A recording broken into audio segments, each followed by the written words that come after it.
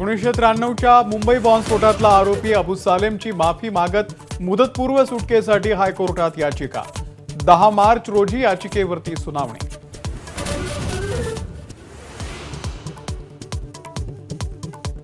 मुंडे धस भेटीमुळे देशमुख हत्या प्रकरणाच्या चार्जशीटमध्येही छेडछाडीची शक्यता।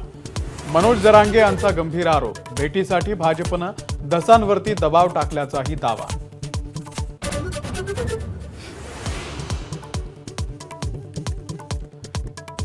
चंद्रशेखर बावनकुळे धसांचे बॉस, त्यांनीच धसांना ट्रॅपमध्ये पकडलं का? संजय राऊतांचा सवाल। सर्व शिवसेना नेते लवकरच मस्साजोगला जाणार असल्याची राऊतांची माहिती।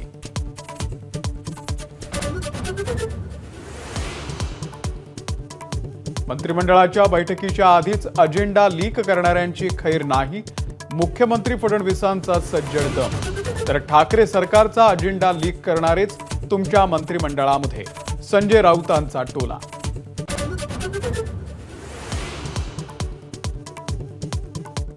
भाजपनं शब्द पाळला नाही म्हणून शिंदे मुख्यमंत्री झाले नाहीत, खासदार संजय राऊत यांचा दावा।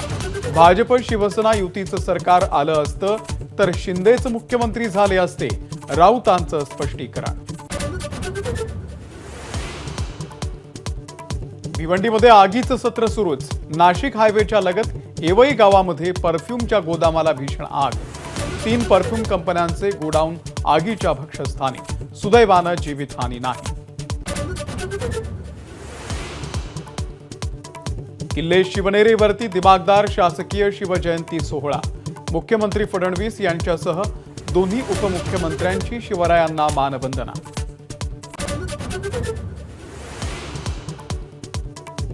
राजकोट किल्ल्यावरती शिवछत्रपतींच्या नव्या पुतळ्याची पायाभरणी संपन्न। पालकमंत्री नितेश राणे यांच्या हस्ते पायाभरणी। माजी मंत्री दीपक केसरकरही उपस्थित।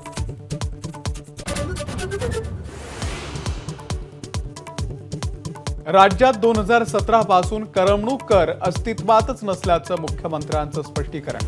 छावा सिनेमा करमुक्त करण्याच्या मागणीवर फडणवीसांचं कोल्हापुरात उत्तर।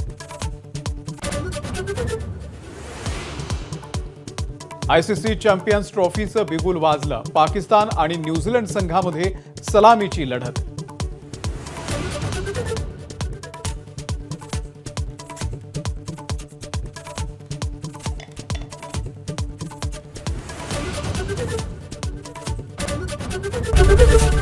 एबीपी माझा, उघडा डोळे बघा नीट।